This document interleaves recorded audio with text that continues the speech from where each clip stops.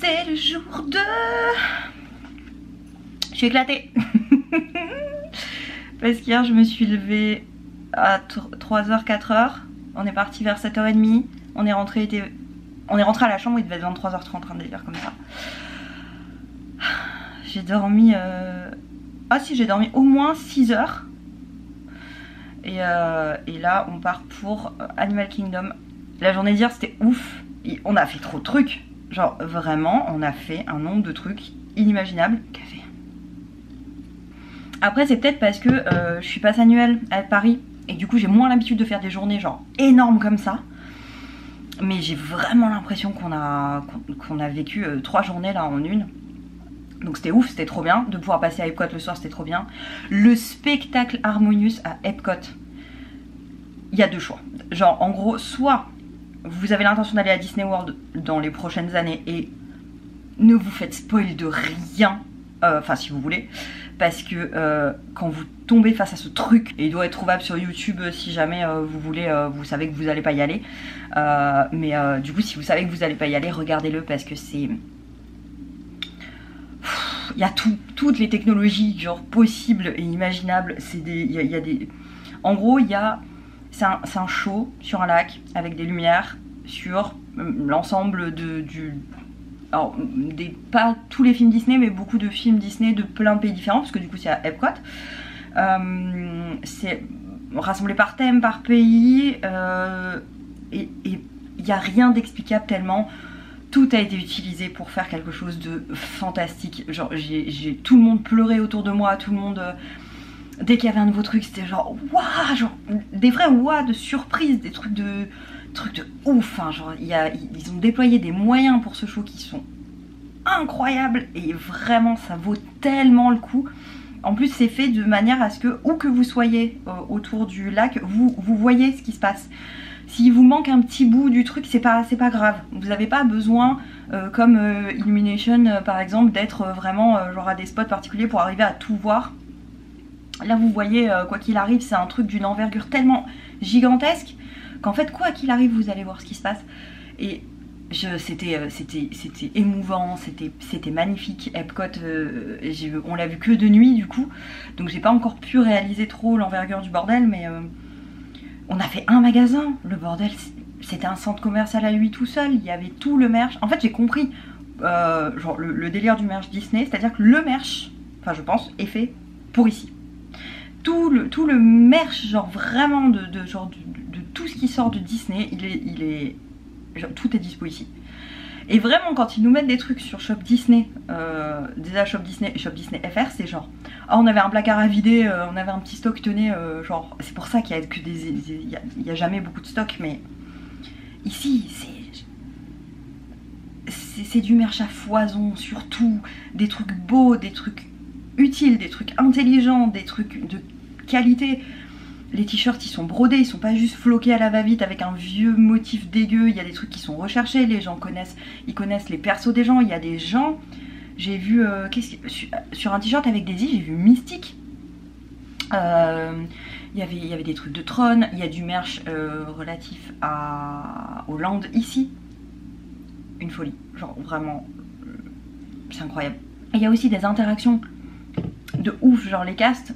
Il y a des endroits où ils dessinent avec du scotch un carré par terre, ils disent rien et genre dès qu'il y a quelqu'un qui passe qui marche dans le carré, tout le monde applaudit. Et du coup il y a des gens qui captent pas, il y a des gens qui marchent comme ça et puis ils marchent dedans et ouais, et puis t'as tout le monde qui les applaudit. Et genre juste le principe de marcher peinard comme ça et de te faire applaudir par plein de gens sans savoir pourquoi, c'est trop cute. C'est ça. Je pense c'est ça que Walt voulait quand il a dit je vais créer un endroit où les gens, les enfants, les parents, tout le monde sera vraiment genre, je sais pas, il y a une interaction, il y a quelque chose, le service de l'hôtel. Hier on attendait le Magic Bus, non, on attendait le bus, tout est magique ici de toute façon, on attendait le bus pour aller au parc. On avait une vingtaine de minutes à attendre et pendant ce temps il y a une dame qui est arrivée qui fait hey, je suis la chef des personnes qui font les chambres. Elle dit et pas elle est venue, genre si vous avez une réclamation, c'est par ici, elle est venue, ça va. Genre elle est venue voir notre groupe en premier, parce qu'on était les premiers. Juste nous, après le groupe suivant, et à chaque fois ça va, vous êtes arrivé quand? Oh c'est votre first visite, vous venez d'où? Et une fois qu'elle a bien discuté avec toi, elle te dit est-ce que ça allait la chambre? Est-ce qu'il y a quelque chose qui manque? Moi j'avais eu froid de ouf la nuit d'avant, donc du coup j'ai dit ah bah je serais pas contre une petite couverture en plus. Ouais ok, une couverture de combien vous en voulez? Quel est votre numéro de chambre? Tu rentres le soir, paf, t'as tout qui est posé là.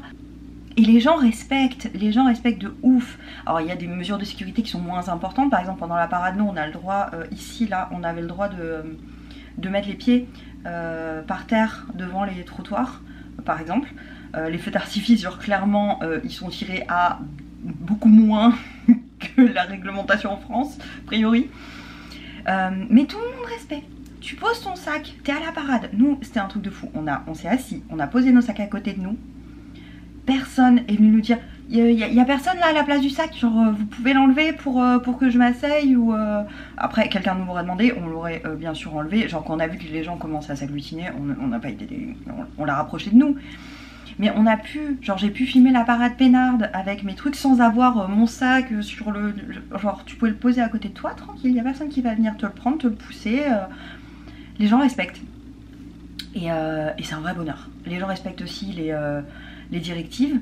Dès qu'il y a une petite ouverture, les gens vont pas essayer de doubler, de rentrer à un endroit où ils n'ont pas le droit de rentrer. Les gens respectent tout. Et du coup, bah, c'est un plaisir, je pense, aussi pour les castes d'avoir des vraies interactions parce que bah, dans un endroit comme Disneyland Paris, les gens respectent beaucoup moins et du coup, bah, les castes, ils sont là à faire les flics en fait. Et c'est pas leur taf. C'est là que tu réalises, leur taf, c'est de faire vivre la magie. Là, aujourd'hui, on est parti pour Animal Kingdom. Donc, Animal Kingdom, il y aura donc les safaris, enfin le safari, Pandora, donc la planète d'Avatar. Ça va être très très chaud. On a vraiment peur des files d'attente pour Flight of Passage parce que c'est l'attraction, je crois, la plus demandée genre du parc, un truc comme ça. Il y a des vrais 4 heures de queue certains jours, donc on va voir.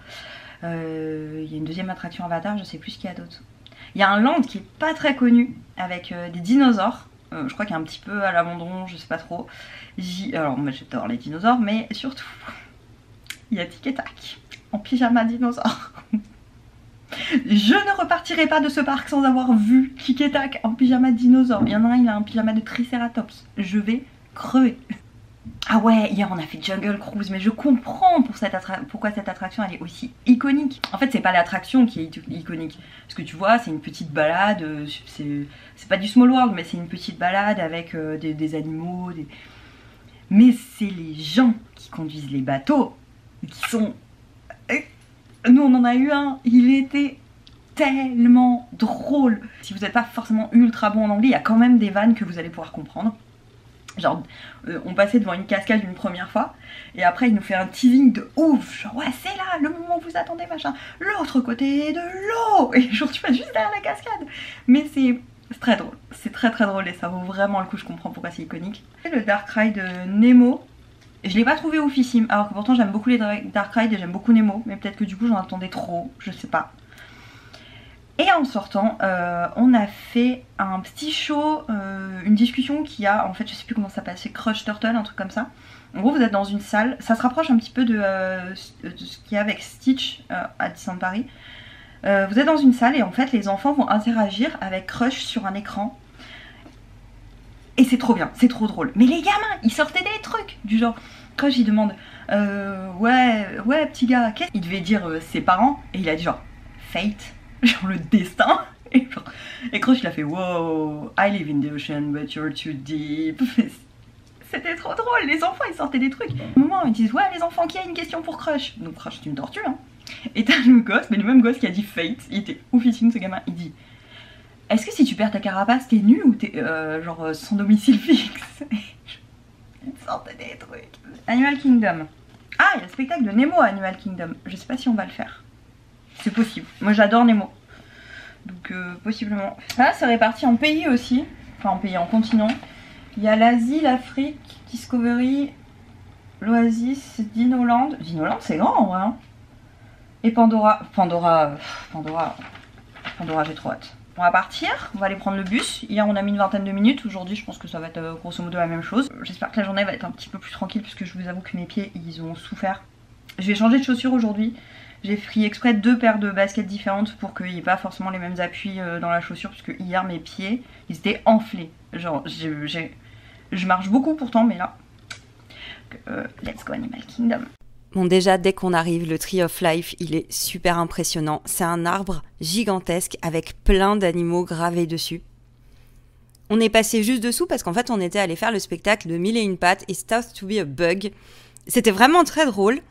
Quand on rentre, on arrive dans une petite fourmilière et ensuite on est dans une grande salle. C'est très interactif, c'est vraiment cool. On nous donne même des lunettes 3D avec des espèces de mandibules là, de sourcils d'insectes, je sais pas trop ce que c'est. Et vraiment c'est super impressionnant d'être dans ce parc parce que tout est vert, genre, on a vraiment l'impression d'être dans la nature, c'est trop cool. Oh là là, qu'il est beau, mais qu'il est beau, avec ses toutes petites ailes. Oh, oh salut, salut, oh là là, qu'il est beau. Oh, wow. Là, j'ai encore vibré de avoir une statue dans le coin. Donc là, on essaye d'avancer assez rapidement parce qu'il n'y a que 90 minutes de queue à Flight of Passage. Donc let's go, on se dirige vers Pandora. Oh.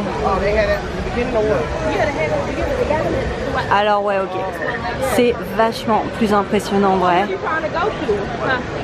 On dirait vraiment que les montagnes elles volent. En fait avec la végétation ils ont genre grave bien géré le truc. Oh.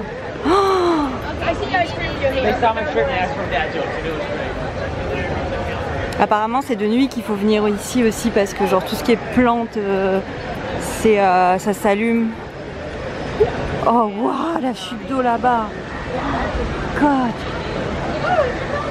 c'est incroyable.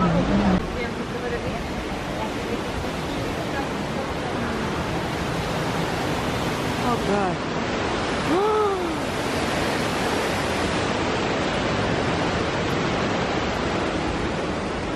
Wow.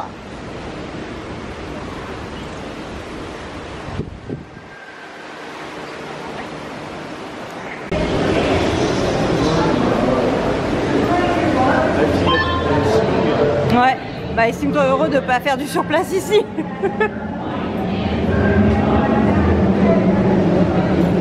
Attends mais, t'imagines là il y a que 90 minutes et tout ça on le passe en marchant. Ça veut dire que quand c'est rempli, t'attends combien de temps? 4 heures? Oui. Oh. Putain les décors ils sont ouf.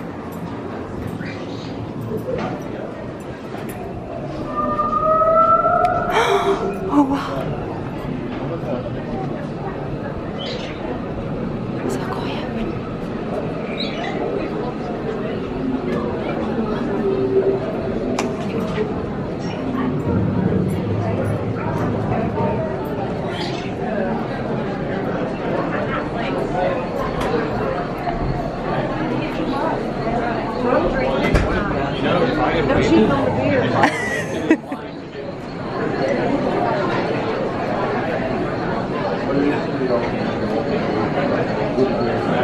Finalement, on a à peine fait 45 minutes de queue pour faire Flight of Passage, donc c'était une bonne surprise. Et ensuite, on est allé au restaurant qui est juste à la sortie. C'était pas vraiment un fast-food, enfin c'était service plateau fast-food, mais voilà ce qu'on y mangeait, c'était des nouilles sautées avec de la viande, et ça c'était le dessert de Jessie, c'était un truc un peu chelou. Mais...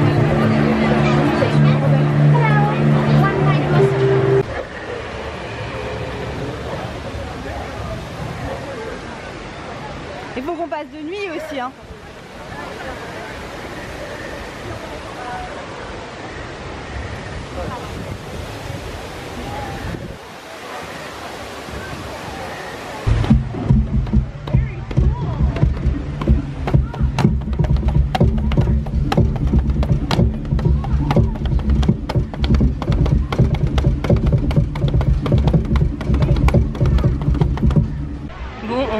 de Pandora. Je pense qu'on peut voir sur ma tête que Flight of Passage m'a complètement fait craquer. C'était incroyable. Genre je vais rien dire sur l'attraction en soi dedans.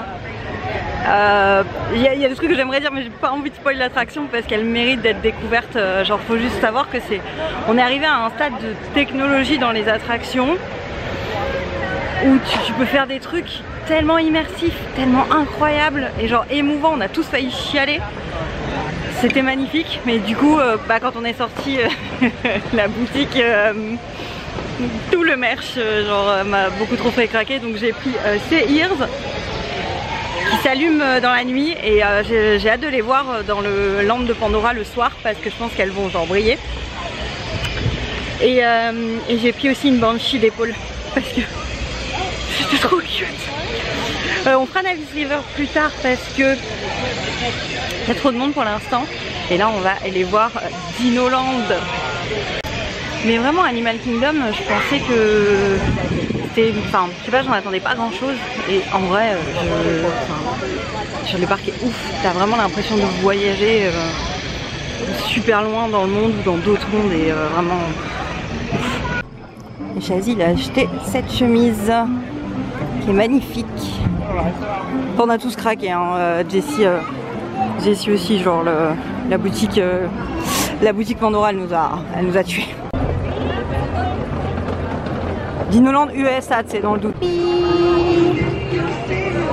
Changement d'ambiance. Ouais. On passe de... Pas celui du Rainforest Café. C'est moi à la piscine dans 2 jours. Et voilà, j'ai atteint mon goal de cette journée, j'ai vu Tic et Tac en dino. Je vous laisse avec eux, c'est la fin de ce vlog. Merci de l'avoir regardé et à très bientôt.